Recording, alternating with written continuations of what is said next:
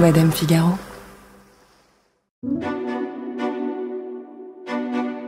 C'est l'histoire d'une hystérie collective.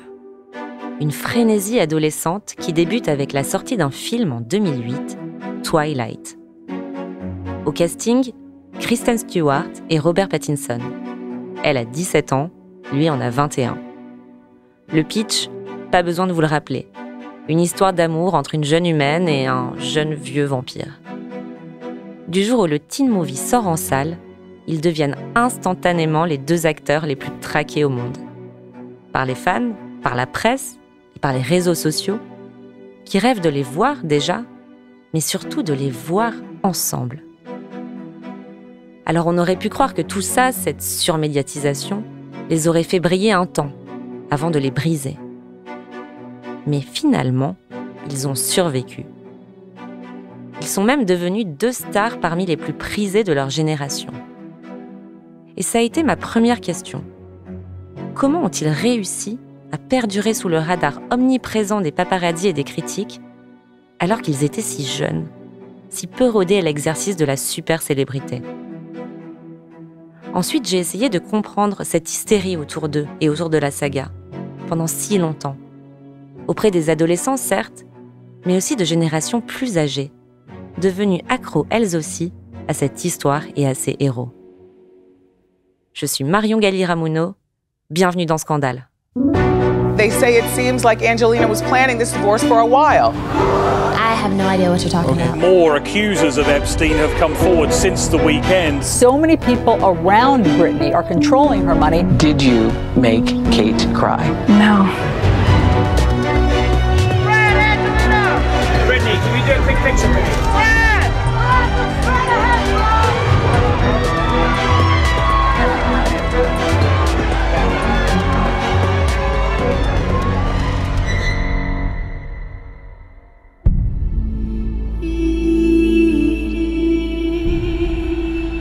Nous sommes en décembre 2007, sur le casting de Twilight Fascination, un film à moyen budget, ni vraiment indé, ni vraiment blockbuster.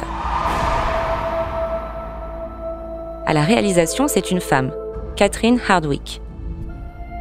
Avant ça, elle a fait le très cool 13 sur deux collégiennes en rébellion et Lords of Dogtown, un docu-fiction sur un groupe de jeunes skaters de Santa Monica. Là, elle a été choisie pour adapter la série de romans de Stephenie Meyer, Twilight donc, l'histoire d'une adolescente, Bella Swan, qui tombe follement amoureuse d'Edward Cullen, un vampire. Son héroïne, Catherine Hardwicke, l'a déjà trouvée depuis longtemps. Elle s'appelle Kristen Stewart et elle a 17 ans. Elle est réellement un pur produit du milieu hollywoodien. C'est-à-dire, elle est née déjà à Los Angeles, avec cet avantage d'avoir un père qui est producteur de télévision pour la Fox, qui est une des énormes compagnies hollywoodiennes, et une mère qui est à la fois scénariste et script. Philippe Azouri est journaliste et critique de cinéma. Il a rencontré Kristen Stewart à plusieurs reprises au cours de sa carrière. C'est quelqu'un qui a vraiment grandi dans le giron du cinéma et qui a tourné très très tôt, qui a tourné dès l'âge de 8-10 ans dans Panic Room de David Fincher. C'est une sorte d'enfant acteur, comme les Américains les adorent tant. Quand Catherine Hardwicke lui a envoyé le scénario, Kristen Stewart a d'abord décliné l'offre. À ce moment-là, elle vient tout juste de crever l'écran dans Into the Wild de Sean Penn, dans lequel elle joue une jeune hippie californienne qui chante en mini-short en jean, et elle reçoit des propositions à ne plus savoir qu'en faire. Mais après un premier refus, elle finit par se raviser quelques semaines plus tard. Entre-temps, elle a fini de lire le scénario déjà, et surtout, Catherine Hardwicke la voulait tellement que pour la convaincre, elle est allée jusqu'à Pittsburgh, où Kristen Stewart tournait le film Adventureland. Et ça a payé. Donc à ce moment-là, en 2007, Catherine Hardwicke cherche son acteur. Et elle invite Robert Pattinson à passer un bout d'essai chez elle, dans sa maison de Venice, en Californie. À l'époque, il a 21 ans. Contrairement à Kristen Stewart, il vient de Londres, d'un milieu plutôt aisé, mais qui n'est pas celui du cinéma. Philippe Azouri m'en a dit un peu plus sur son parcours. Il y a une mère qui a une agence de publicité et un père qui est plutôt un importateur de voitures de collection entre les États-Unis et Londres. Mais lui, il est plutôt passé par une école qui est donc situé à Barnes, là où il est né. Et c'est un peu là où il a commencé à faire une carrière lui aussi d'enfant acteur. Et avec un rôle qui aurait dû déjà le faire accéder à une célébrité inouïe, parce qu'il est Cédric Diggory dans Harry Potter et la Coupe de Feu. Et ce qui est intéressant, c'est que c'est pas lui qu'on a remarqué. Et l'expérience Harry Potter lui avait quasiment fait rêver d'une célébrité mondiale à laquelle il aurait dû normalement accéder et qui est plutôt tombé sur d'autres. En 2007, il vit depuis quelque temps à Los Angeles, où il essaie de percer entre 2 sessions de guitare et de mannequinat. Il est plutôt fauché et partage une petite coloc avec 3 autres jeunes acteurs anglais, cherchant à percer eux aussi, et dont les noms vous parlent sans doute aujourd'hui, Tom Sturridge, Jamie Dornan et Eddie Redmayne.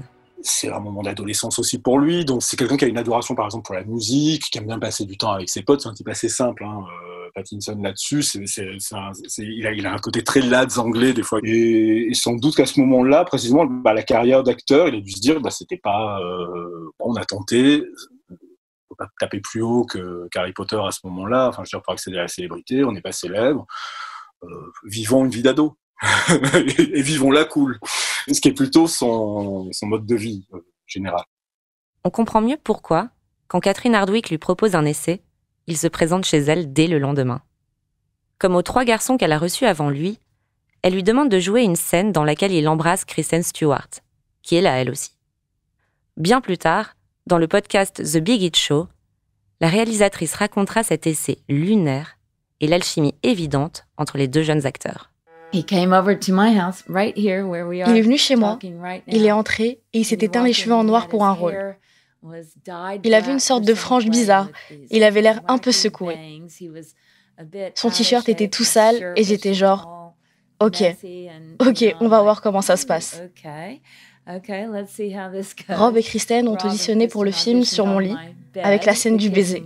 Rob était tellement à fond qu'il est tombé du lit et j'ai dit « Mec, allez, calme-toi ». Et j'étais là, en train de filmer avec ma petite caméra. À la fin, Kristen a dit « Il faut que ce soit Rob ». Et je pouvais déjà voir qu'il y avait une forte alchimie entre eux. Et j'étais genre « Oh mon Dieu ».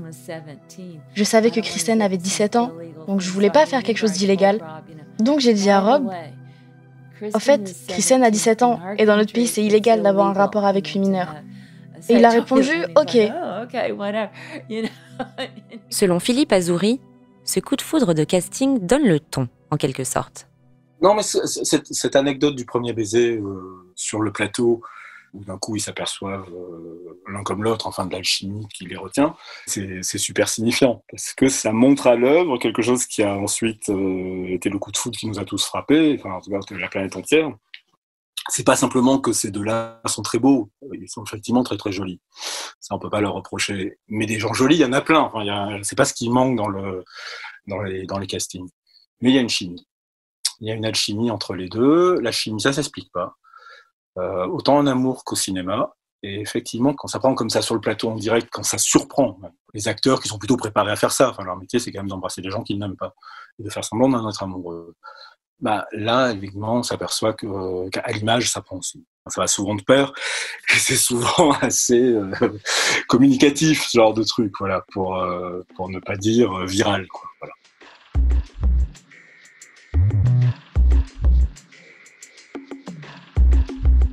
Parmi des milliers de jeunes bellâtres, dont Henry Cavill, vous voyez l'acteur de Superman The Witcher, qui s'est avéré être trop vieux pour le rôle, ou encore Ben Barnes, le prince Caspian dans le monde de Narnia, c'est Robert Pattinson qui décroche le rôle qui va changer sa vie. Catherine Hardwicke explique pourquoi elle l'a choisi lui, au-delà des supplications de Kristen Stewart. Des dizaines de beaux garçons sont venus, mais ils avaient tous l'air d'être le gars charmeur, d'être le plus beau du lycée, ou le capitaine de l'équipe de football. Et je voulais quelqu'un qui n'avait pas l'air d'être une vraie personne. Ce vampire, qui a vécu pendant des années, il est spécial, éthéré, unique, il est tout ça. Il est emblématique, vous voyez ? Twilight Fascination, le premier volet de la saga, est tourné en 4 mois dans les gigantesques forêts du Lower Mainland, la région naturelle de Vancouver. Et l'alchimie des essais se ressent toujours sur le plateau. On dit que tous les techniciens qui travaillaient sur le film ont pu les voir tomber amoureux au fil des prises.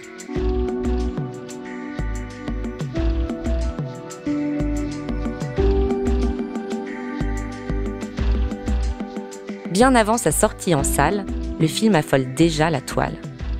À l'été 2008, alors qu'il ne sort que dans 6 mois, on recense pas moins de 350 sites de fans et 18 des acteurs au casting figurent déjà parmi les 30 personnalités les plus recherchées sur Internet.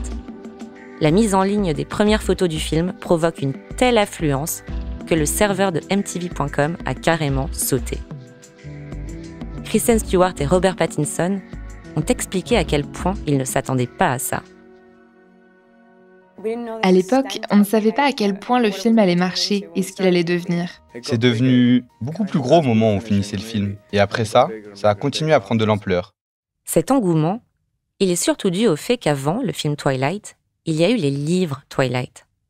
Une saga littéraire de 4 tomes signée Stephenie Meyer qui a déjà séduit, voire ému, une bonne partie de la planète. Alors quand le premier volet sort en salle, c'est l'effervescence. Tous les codes du teen movie sont là. Bella, une adolescente timide et maladroite, qui n'est bien sûr pas consciente de son évidente beauté. Edward, le vampire incompris et toxique, star du lycée malgré lui, que seule Bella va réussir à apprivoiser. Et Jacob, le meilleur ami dont on ne sait pas trop s'il se fait pas friendzoner en fait. Bref, le film est un événement. Et Bella et Edward conquièrent le monde. C'est réellement ce couple qui fait Twilight. C'est pas la mise en scène. Ça, on est à peu près tous d'accord.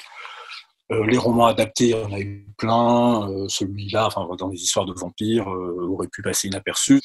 Ça s'est pas passé comme ça. C'est une mania, enfin voilà, une Twilight mania qui devient mondiale, qui d'abord provoque un raz-de-marée adolescent, comme on en connaît, on va dire comme la culture pop a pu en provoquer, mais il faut y arriver à les provoquer. C'est-à-dire que tous les gamins gamines de 14-15 ans vont avoir leur poster dans la chambre, acheter les classeurs, acheter les trousses, acheter, je sais pas, tous les produits dérivés.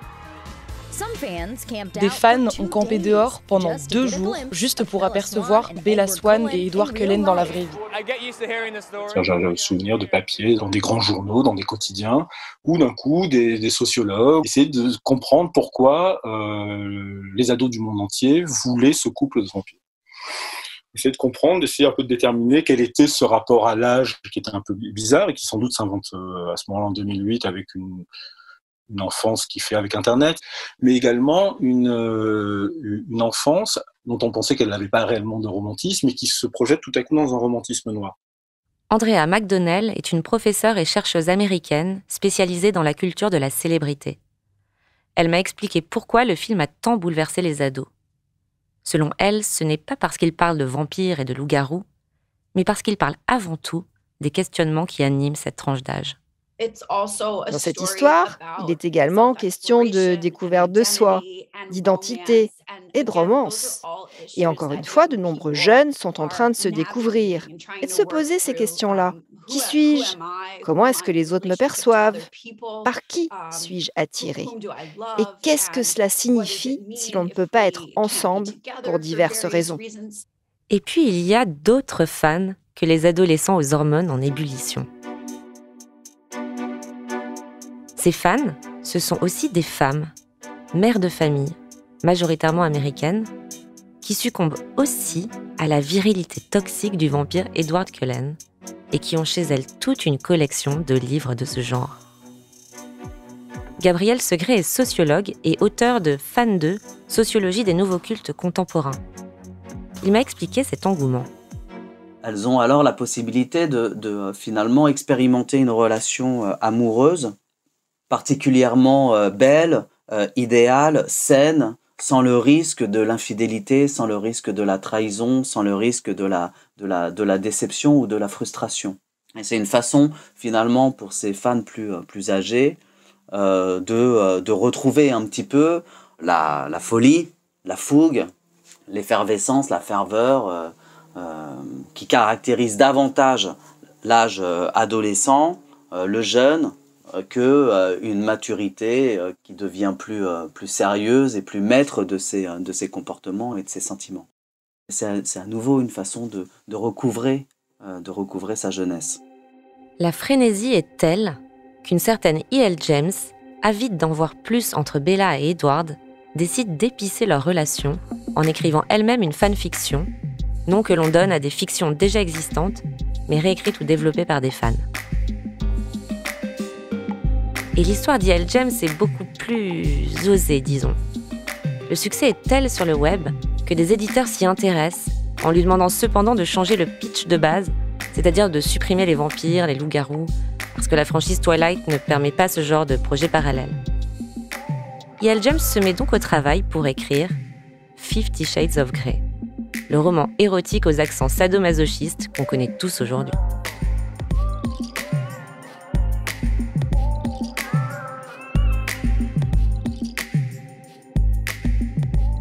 Mais revenons au premier volet de Twilight et l'hystérie des fans qui font un amalgame assumé entre les personnages de la saga, Bella et Edward, et les acteurs Kristen Stewart et Robert Pattinson. Les médias parlent de culte et les acteurs sont traqués nuit et jour par les paparazzis. Kristen Stewart vit assez mal la situation. Dans les interviews, sa jambe tremble, elle semble mal à l'aise. En 2009, elle lâche au magazine Nylon « J'aimerais tellement qu'on ne me reconnaisse plus ». Lottie Jeffs est une journaliste britannique.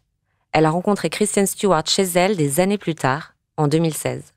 L'actrice lui a alors parlé de ses problèmes d'anxiété et de son rapport à la célébrité. Très compliqué.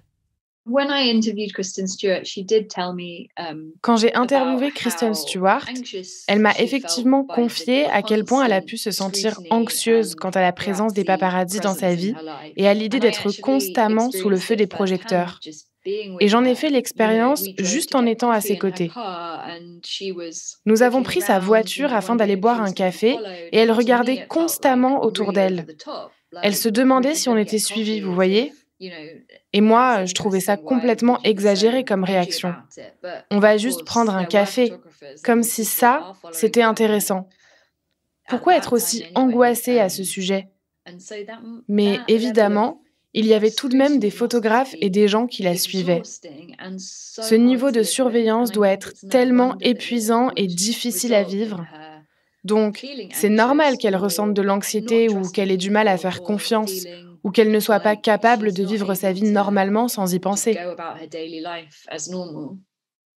S'il est de nature plus cool, Robert Pattinson se retrouve vite forcé d'éviter au maximum les lieux publics. Il ne sort plus, ne va plus au restaurant. Les amalgames n'allant qu'en empirant, on prête très vite une relation amoureuse à Kristen Stewart et Robert Pattinson. Cette alchimie à l'écran, forcément, on veut qu'elle existe aussi en vrai. Au fil des sorties, il y a 5 films en tout entre 2008 et 2012, l'hystérie des fans ne désemplit pas. De leur côté, les acteurs affirment encore et toujours n'être que de bons amis. Comme dans cette interview accordée à Nylon en 2009, où Kristen Stewart déclare « Cette relation, c'est juste totalement faux. Rob et moi sommes de très bons amis. On a traversé beaucoup de choses ensemble, alors on est très proches. Mais si on se retrouve en public, chaque petit détail est scruté. Par exemple, la manière dont je me tiens à côté de lui. Et en fait, je le connais vraiment très bien.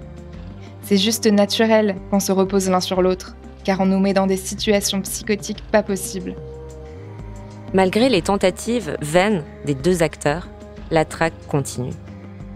Plus ils se cachent, et plus l'intérêt grandit autour d'eux. Et ça dure pendant des années. Gabriel Segret m'a expliqué les mécanismes qui poussent à vouloir toujours plus d'informations. Selon lui, les fans développent souvent ce sentiment qu'une vedette leur appartient, qu'elle leur doit, en quelque sorte, son succès. Moi, j'observe la permanence et même l'accentuation chez de nombreux fans d'un désir de relation très forte, intime, affective, personnalisée avec les vedettes, d'un besoin de réciprocité. Je parle d'accentuation parce que ce besoin est encouragé et exacerbé par les réseaux sociaux. Pour Philippe Azouri, le tourbillon médiatique était tel qu'ils auraient vraiment pu sombrer. Je pense que c'est des survivants réellement. On n'imagine pas la popularité que ça a dû être entre 2008 et 2014. On n'imagine pas ce que ça veut dire de ne pas pouvoir traverser la rue quand d'un coup vous avez 20 ans, de ne pas pouvoir aller au bar avec vos potes, de ne pas pouvoir aimer sans que ce soit photographié immédiatement ou faire une connerie. C'est-à-dire de vivre surveillé. Hollywood a créé ça, mais c'est peut-être les premières stars aussi d'Internet. Avant, les grandes stars populaires comme ça craignaient les journalistes, les écoutiers. Souvent, on se raconte à Hollywood, enfin voilà, il y avait toujours un ou deux écoutiers qui traînaient la nuit dans les bars, dans les dancings, dans les boîtes, et qui racontaient qui avait flirté avec qui, et qui balançaient ou on leur filait des infos. Là, c'est tout le monde, en fait. C'est que d'un coup, tout le monde a un téléphone portable, tout le monde diffuse, tout le monde a l'info, tout le monde balance. Pour s'extraire de cette attention insupportable, ou du moins pour vivre avec, ils finissent par se créer une bulle avec leurs équipes rapprochées. Loin d'Hollywood, loin des paparazzis, loin des fans, loin de tout. Et c'est cette bulle qui aurait participé à la naissance d'un amour profond entre les deux jeunes stars. Lottie Jeffs me l'a expliqué très simplement. C'est tout à fait compréhensible que ces deux jeunes gens soient attirés l'un par l'autre, surtout parce que personne ne peut comprendre ce qu'ils sont en train de vivre et ce niveau extrême de popularité. C'est logique qu'ils soient devenus très proches, parce que c'est une expérience tellement folle, et donc le fait de pouvoir partager ça avec quelqu'un doit vraiment aider.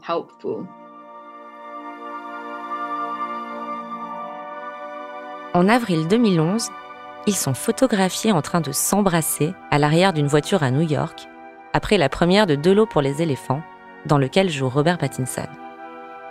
La presse s'affole et les fans sont aux anges. Et c'est tout. Il faudra s'accrocher à ce souvenir parce que pendant 1 an, on ne les voit plus dans la presse.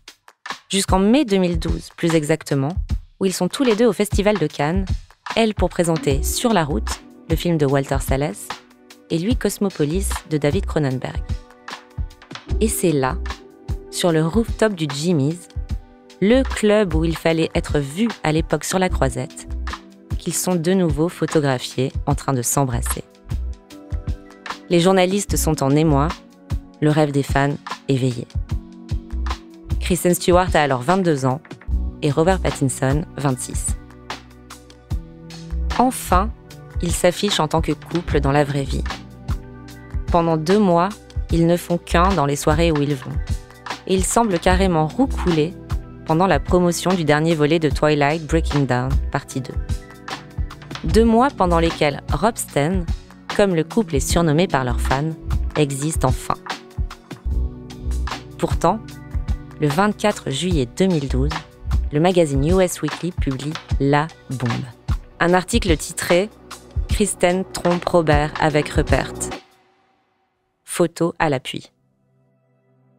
Rupert, c'est Rupert Sanders, le réalisateur de Blanche-Neige et le Chasseur, qui vient de sortir en France et dont Kristen Stewart est la star. Les photos publiées dans US Weekly prouvent que l'infidélité a eu lieu quelques jours plus tôt, au beau milieu donc de sa passion apparente avec Robert Pattinson. Les fans de la saga vivent un grand 8 émotionnel digne d'un mauvais soap-opéra. Alors que Rob Sten vient enfin d'être dévoilé au grand jour, quelques respirations plus tard, c'est la haute trahison, le coup de grâce. Les réseaux sociaux s'affolent, les médias sont en boucle, et les humoristes se régalent. Comme ici chez Conan O'Brien, où l'acteur Will Ferrell fait ce sketch. And she cheated on him. Elle l'a trompé et ils se sont séparés. Ils ne vont jamais se remettre ensemble. Je suis désolé. Ce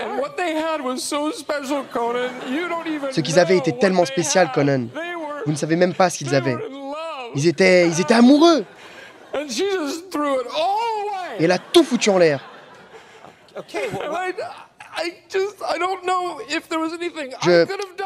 Je ne sais pas ce que j'aurais pu faire pour les en empêcher.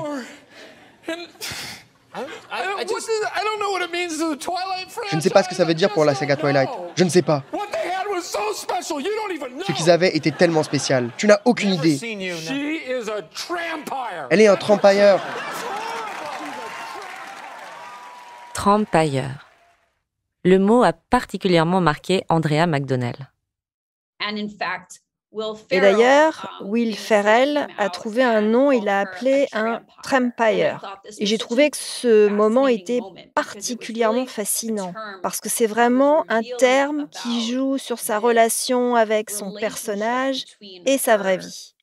Donc, la partie sur le vampire fait référence à son rôle de Bella, et le fait de la traîner avec le mot tramp rappelle la façon dont les gens perçoivent sa relation avec Robert Pattinson.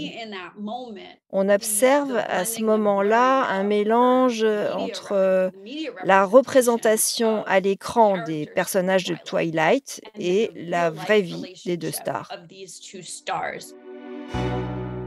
Le lendemain des révélations de US Weekly, Kristen Stewart fait publier ce communiqué. Je suis profondément désolée pour tout le tort que j'ai causé à mes proches. Ce moment d'égarement a menacé la chose la plus importante de ma vie, la personne que j'aime et que je respecte le plus, Rob. Je l'aime. Je l'aime et je suis désolée. C'est comme ça, grâce à ce communiqué, que Kristen Stewart, sans le vouloir, révolutionne la com des célébrités. Évidemment, Hollywood n'en est pas à son premier scandale d'adultère. Mais avant, on ne disait rien. On attendait que ça passe. Et souvent, ça passait. Mais là, tout à coup, Kristen Stewart assume publiquement. Et elle est saluée pour ça. Dès le lendemain de la publication de ses excuses, le très sérieux quotidien britannique The Guardian décrit même les 10 règles d'or pour suivre l'exemple remarquable de Kristen Stewart. Pour ne citer que les 4 premières, règle numéro 1, sois le premier à réagir. Règle numéro 2, ne minimise pas le pouvoir du mot pardon. 3, sois bref. 4, ne joue pas la victime, c'est toi le fautif et assume-le.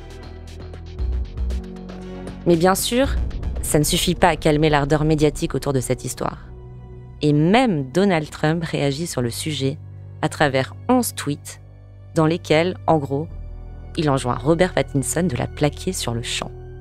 J'espère que Robert Pattinson ne sera plus vu en public avec Kristen. Elle va encore le tromper. Tout le monde sait que j'ai raison. Robert Pattinson devrait quitter Kristen Stewart.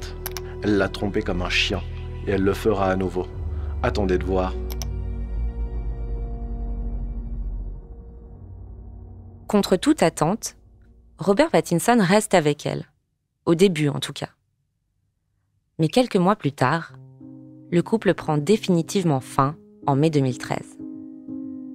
Le magazine E! News publie à ce moment-là des photos de Robert Pattinson, casquette à l'envers, en train de charger ses valises dans son pick-up rouge et partir de chez Kristen Stewart.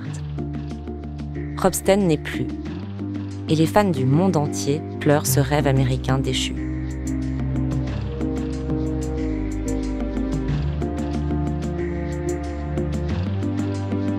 La question, à ce moment précis de leur carrière, c'est comment se relever d'un tel bad buzz ? Comment Kristen Stewart, la femme adultère, peut reconstruire son image ? Et de quelle manière Robert Pattinson, publiquement humilié, peut-il rebondir à Hollywood ? Cette tempête médiatique peut-elle avoir raison de leur ascension fulgurante ?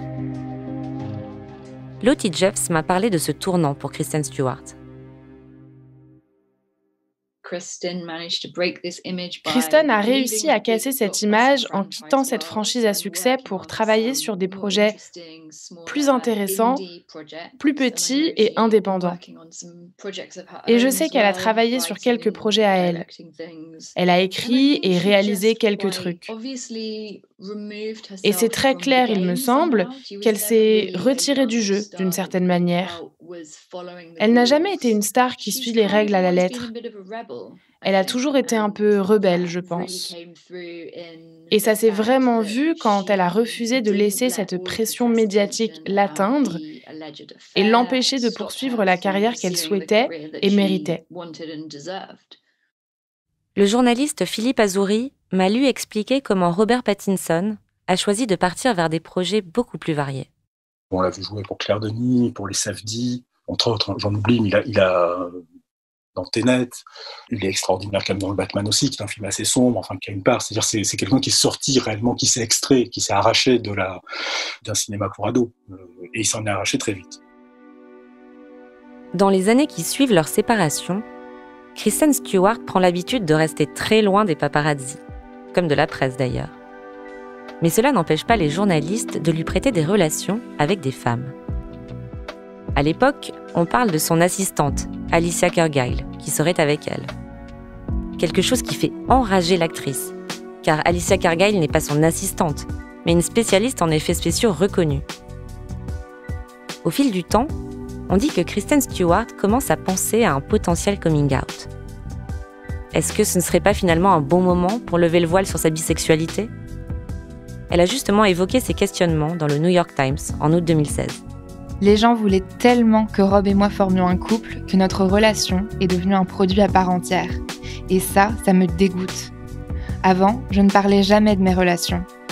Mais quand j'ai commencé à sortir avec des femmes, j'ai eu l'impression qu'il était possible de véhiculer quelque chose de positif.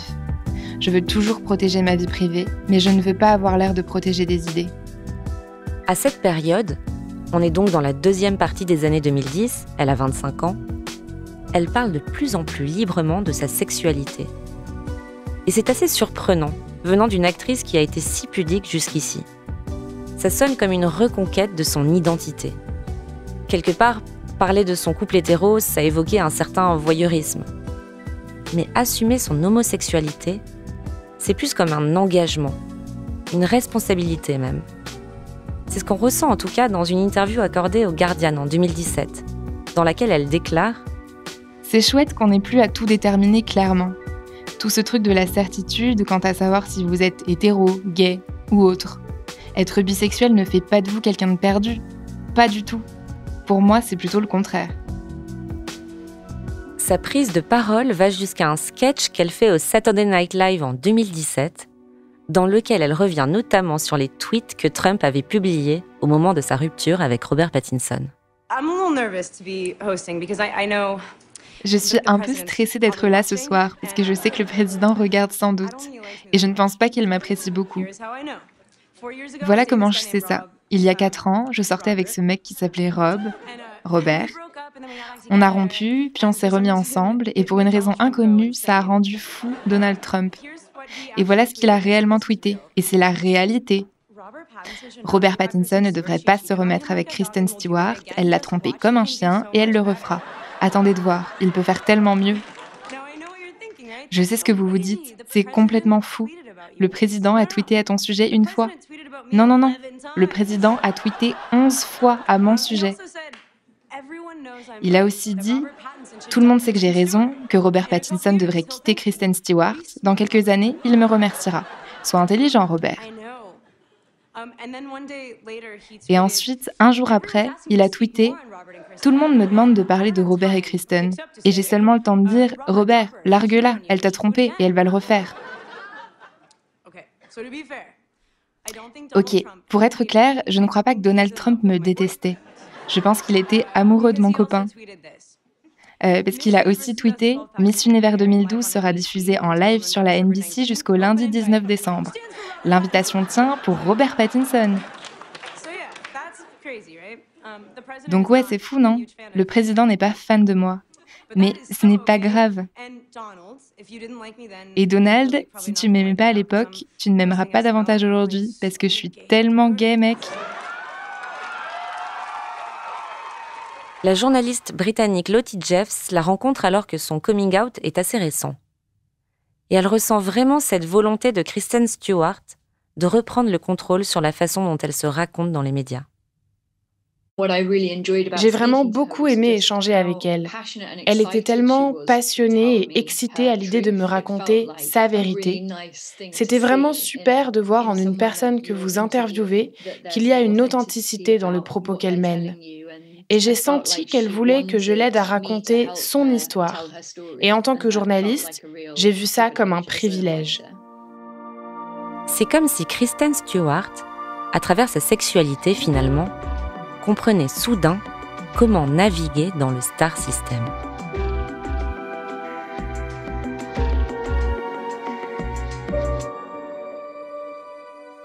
Pour Robert Pattinson, en revanche, c'est moins évident. 2 ans après sa rupture avec Kristen Stewart, il officialise en 2014 sa relation avec la chanteuse F.K. Twigs, Talia Barnett de son vrai nom. Mais très vite, elle devient la sorcière des fans de Twilight.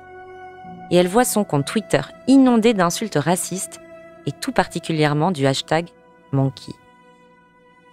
Dans une interview poignante au New York Times en 2015, elle aborde son cauchemar.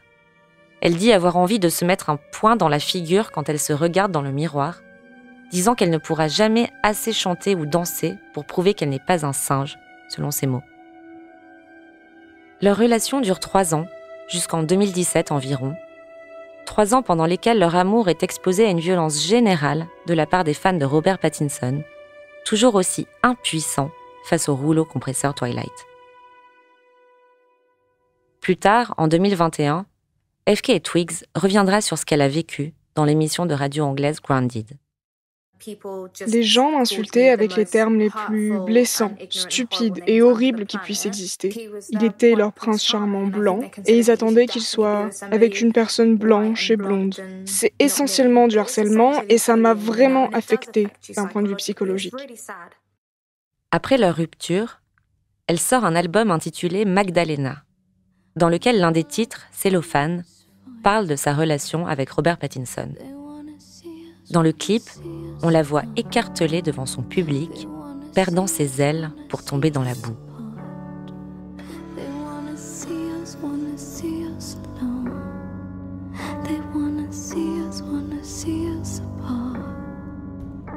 Aujourd'hui, et contre toute attente peut-être, les 2 stars ont réussi leur virage à 180 degrés. Kristen Stewart est une icône du cinéma indé. Elle a brillé dans Personal Shopper d'Olivia Assayas, Café Society de Woody Allen, Certaines femmes de Kelly Reichardt. Elle a incarné Jean Seberg dans le biopic réalisé par Benedict Andrews. Et dernièrement, elle s'illustre encore dans Spencer, le film sur Lady Diana réalisé par Pablo Larraín, pour lequel elle a été nommée aux Oscars. Par ailleurs, elle est égérie d'une des plus grandes maisons de couture du monde, Chanel. Côté vie privée, elle est en couple depuis 3 ans avec la réalisatrice Dylan Meyer. Cette dernière a officialisé leur relation le 27 octobre 2019 sur Instagram, en postant une photo de leur baiser sur un Polaroid en noir et blanc. Elles sont depuis fiancées. Et Lottie Jeffs m'en a dit un peu plus à ce sujet. On sait que Kristen Stewart a déclaré dans le Howard Stern Show qu'elle a vraiment trop hâte de faire sa demande en mariage à Meyer. Et elle a dit qu'elle veut absolument se marier avec elle. Et donc ensuite, elles ont passé le confinement et la pandémie ensemble. On les a vues à des manifestations Black Lives Matter. Et l'année dernière, le 2 novembre, Stewart est retournée sur le plateau du Howard Stern Show. Et elle a déclaré « On va se marier, on va carrément le faire ». Je voulais aussi faire ma demande, donc je pense que j'avais expliqué exactement ce que je voulais. Et elle a visé dans le mille « On va se marier, on va le faire ».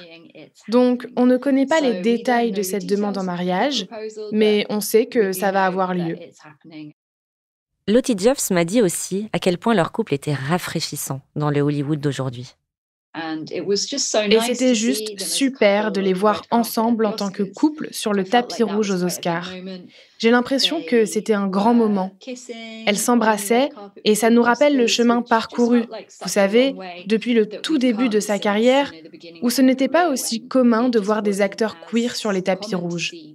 Donc on voit bien que les tendances sont en train de changer et je pense que Kristen Stewart a clairement été avant-gardiste à ce sujet. De son côté, Robert Pattinson, qui a 36 ans, est lui aussi resté une star à Hollywood. Depuis 2012 et la fin de Twilight, il alterne judicieusement entre films indépendants, Good Time des frères Safdie, The Lost City of Z de James Gray, et grosses productions, Tenet de Christopher Nolan, mais aussi dernièrement Batman de Matt Reeves, un succès mondial. Si Kristen Stewart est chez Chanel, lui est égérie Dior depuis 2013. On dit aussi qu'il est très heureux avec le mannequin Suki Waterhouse depuis 2018, anglaise comme lui, proche d'autres mannequins un peu rock comme Cara Delevingne ou Jade Jagger. En France, elle est surtout connue pour avoir été la petite amie de Bradley Cooper. Contrairement à Kristen Stewart, Robert Pattinson a choisi de rester très secret sur sa vie privée. Et on ne le voit que rarement avec sa petite amie. Au final, c'est assez fascinant la manière dont ils ont réussi à exister en dehors de Twilight, saga qui les a tant définis pendant des années. Peut-on en dire autant des héros de Harry Potter, par exemple, coincés à jamais dans les donjons de Poudlard ? Daniel Radcliffe a pourtant essayé. Il a essayé les films indés, essayé de parler de son alcoolisme. Mais on voit toujours les lunettes d'Harry sur son visage. Même Emma Watson, dont on pensait qu'elle serait la seule à réussir à s'en sortir, a fini par s'épuiser, choisissant la voie du féminisme, dans laquelle elle est d'ailleurs beaucoup plus assimilée aujourd'hui. Kristen Stewart et Robert Pattinson, eux, se sont relevés de l'abattage médiatique délirant. Ils ont tourné la page chacun à leur manière, et ils sont devenus deux des acteurs les plus intéressants d'Hollywood. En fait, selon Philippe Azouri, ils ont surtout réussi à reprendre le contrôle sur leur vie. On les prend pas pour salir ce qu'ils ont fait avant, c'est ça qui est intéressant. On les prend pour qu'ils puissent exprimer quelque chose de différent sur ce que c'est que la liberté d'un acteur aujourd'hui. Et cette liberté d'être un acteur aujourd'hui, c'est précisément ce que l'industrie ne s'attendait pas à voir émerger de leur figure. C'est-à-dire qu'on pensait qu'ils seraient lisses et qu'ils seraient obéissants. Ce qui me trouble, c'est qu'ils aient réussi à en tirer une liberté. Ça, c'est quand même délirant. Ils auraient dû être écrasés. C'est-à-dire que je pense qu'en 2013, il y en avait au moins un des deux qui faisait une tentative de suicide, et on n'entendait plus jamais parler d'eux, sinon pour dire qu'ils avaient grossi ou qu'ils faisaient des séjours en hôpital psychiatrique pour dépression aggravée. Eux, c'est l'inverse. Ils venaient vraiment de ce qui est le plus mainstream possible, de ce qui est le plus commercial, et c'est pas qu'ils ont rejoint l'underground, pour eux, il y a pas de... Ils étaient nourris d'autres choses, leur culture s'est nourrie autodidacte, là aussi grâce aux internets, et ils font aujourd'hui quelque chose qui leur ressemble. Et c'est plus ça qui fait que ma génération, les trentenaires, s'est intéressée à eux et les suit encore aujourd'hui. Ça ne veut pas dire qu'on n'a pas aimé Twilight. Même si on a du mal à le dire, on a tous vu 42 fois. Mais c'est vrai que ce film ne nous était pas directement adressé. On avait passé l'âge, entre guillemets, des teen movies. Ce qui a résonné pour nous, c'est moins l'histoire du film que la trajectoire des deux acteurs. Déjà parce qu'ils ont notre âge. Robert Pattinson a aujourd'hui 36 ans, Kristen Stewart 32. Et parce que dans la vraie vie, ils incarnent un parcours qui fait souvent écho au nôtre et aux bouleversements sociétaux qu'on a traversés. À travers eux, on retrouve la question de l'orientation sexuelle, les problématiques d'exposition de soi sur les réseaux sociaux, et surtout, cette recherche d'indépendance, d'émancipation même, par rapport à ce qu'on a voulu faire d'eux. Et on n'aurait pas pensé une seule seconde que des acteurs de Twilight, presque 15 ans plus tard, seraient finalement des modèles, et ce, pour plusieurs générations.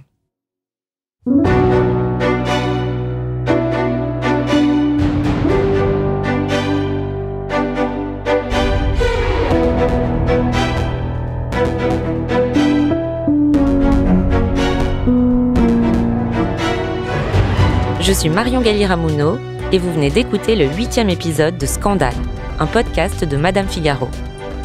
Marie Sala a participé à l'écriture et à la production de cet épisode avec l'aide d'Adèle Jacquet.